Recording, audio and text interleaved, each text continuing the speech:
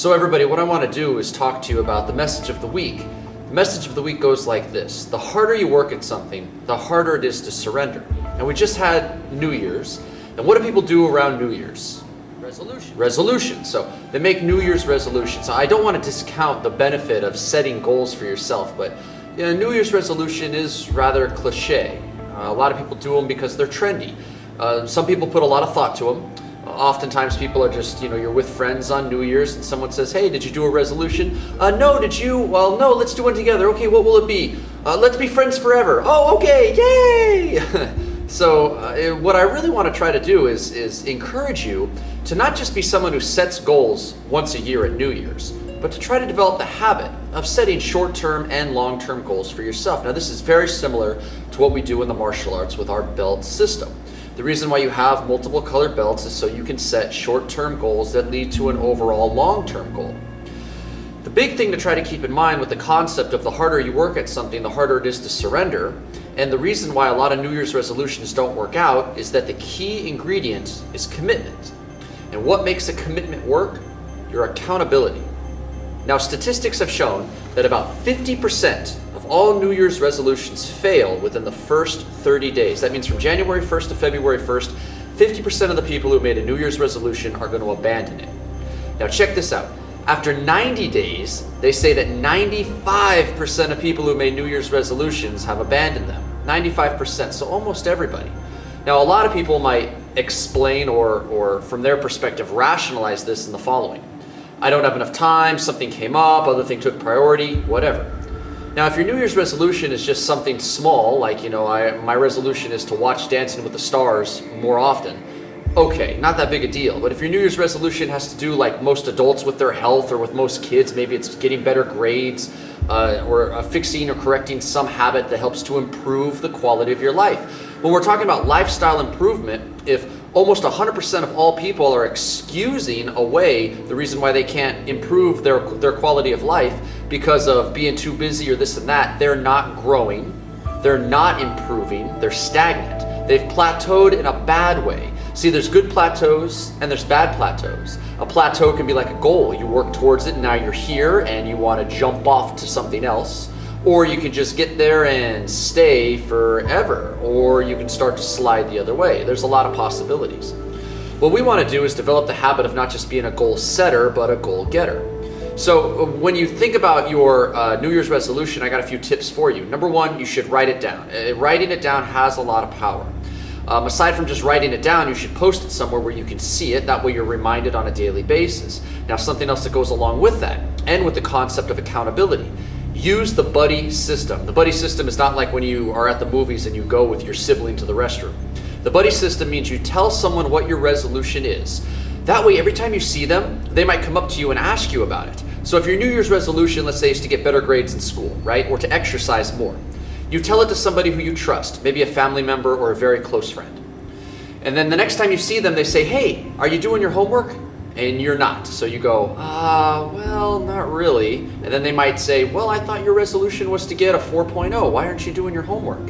And see, what they're doing is now reminding you. If your goal is to get into better shape, someone might come up to you and say, hey, are you eating right? You're exercising more? How's that going, getting into better shape? And if you haven't been, then you're kind of him and haw, and oh, well, some things came up. They say, well, you did say that was your resolution. That's the only reason why I'm asking. And now what they're doing is giving you reminders. So it helps you to be more accountable as well. Everybody needs a support system. Okay, now here's something else to keep in mind. When it comes to resolutions, a lot of times we think inward, right? This is with all goal setting. It's you ask yourself, you look within and you say, what is it that I want to improve upon? Okay, that's fine, but sometimes we're too close to the forest to see the trees. So what I would recommend you do is seek some outside advice or opinions. And you got to go to somebody who you know, somebody who you trust, somebody whose opinion matters to you. So who knows you best and loves you most? Your family, your parents. Maybe you have some really true friends, but if you're really young, parents are the number one people who you should go to. And you can ask them, you say, hey, listen, I'm thinking about trying to come up with a New Year's resolution, and I want it to be something that not only improves, the quality of my life, but the way that, we work as a family. What do you see that I can work on? And maybe mom and dad might say, well, you're a great kid, but I have to ask you repeatedly to do your chores, and it's a burden. I can't focus on what I need to do. I have to always monitor you and your task. Well, what do chores do for kids? It's not just about getting an allowance. It teaches you accountability. Well, it teaches you responsibility because you have things that you need to do in a timely manner. And then accountability, because see, if you get an allowance for your chores, if you don't do your chores, you shouldn't get your allowance. If you do your chores, then you receive your allowance. That's accountability. But it's also the way in which young people can contribute to the family, because you don't go and do a job and bring home a paycheck. So what you could do is feed the dog, vacuum the house, wash the dishes, things like this, right? Keep your personal space clean. So as far as New Year's resolutions go, if you're making them, first things first, you have to commit. You have to be accountable. And the harder you commit to something, the harder it is to surrender, which will make you more likely to succeed. I recommend writing it down, posting it somewhere where you can see it on a daily basis, using the buddy system so somebody will remind you of your resolution and help you to stay accountable. And then, instead of just looking in for your own resolution, talk to the people who know you best, love you most, and seek their advice. And a lot of times, smaller lists of resolutions are more ideal, because if 95% of them fail and you got a 100 resolution list, you're setting yourself up for defeat. One or two things, one really important thing maybe that you want to try to do is a lifestyle change. Now, on that note, I have one other thing to bring up. We want to try to emphasize in our lives, and especially with this concept of a resolution, the most important things. In my house, I have a light in the backyard, and the light is totally functional. It works, but it's very old. It's been there since the house was built, so it's kind of corroded, and aesthetically it's not very pleasing. So I would like to replace it. Now, I have to budget my money every month. One thing that's also due this month is I need to get an oil change. So because these are expenses that don't recur on a monthly basis, I have to choose new light or oil change. So both are things that in my mind, I would like to get done, but one is definitely more of a like than a need. The light in the backyard is something that is not going to become a hindrance to anyone if I wait in replacing it. It's just not very pleasing to look at. The oil change, however, I've got to keep my vehicle running and operating so that I can make sure I can get to work and get to the places that I need to get to in order to uphold my responsibilities. So what I've done is I've had to prioritize the things that I need to get done. So there are some things in our lives that we need to prioritize. Your education, your health, your friends, your family. So what I want to encourage you to do is to make the most important things in your life. Learn time management and work it around that which is most important. And if you prioritize that on your schedule, it can make you more efficient and probably happier in the long run, because there's going to be less stress. Did you do something you wanted to do as opposed to something that you needed to do, and now you feel the pressure of being behind or whatever? I'd like to share something with you all on a personal level. Last January, a year ago, my father made a personal commitment regarding his health and fitness. Now, this is an example of how something small can snowball into something significant if you commit. His personal goal was to lose 10% of his body weight, which is about 20 pounds. The way he chose to achieve this was not by diet, it was just through regular daily exercise and very simple to follow nutritional eating habits. In fact, he followed the method, there's a little bit more detail to it, but in simplistic terms that you can understand, I always encourage you all to eat like a samurai, right? A samurai ate until they were satisfied, not until they were stuffed. Anyway, he did this, and I have the statistics, so bear with me. So at year's end, just a week ago, he found out that instead of losing 20 pounds, he actually lost 39 pounds, which was 3 inches off his waist.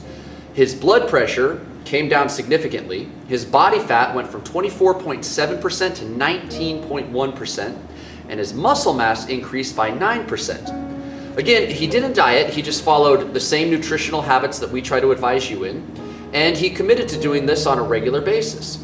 Now, because he was dedicated to what it was that he wanted to accomplish, he not only achieved his goal, but more. So I say this to you as inspiration. My father is a busy man. He had to schedule in his workouts. He had to be mindful of what he was eating. And just the other day, my father had his birthday, so he's now 63 years old. So it's a tremendous accomplishment. If he can do it, why can't all of you?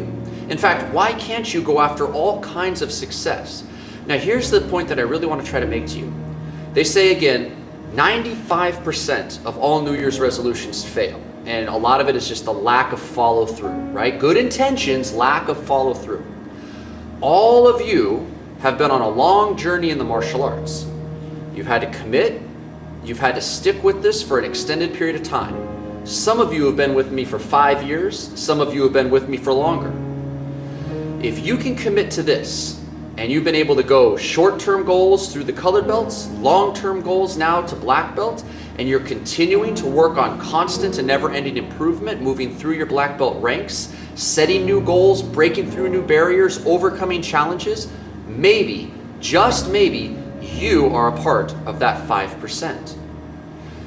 It's not about trying to be cynical and saying New Year's resolutions fail, people are lazy, people can't change. That's a terrible perspective to have.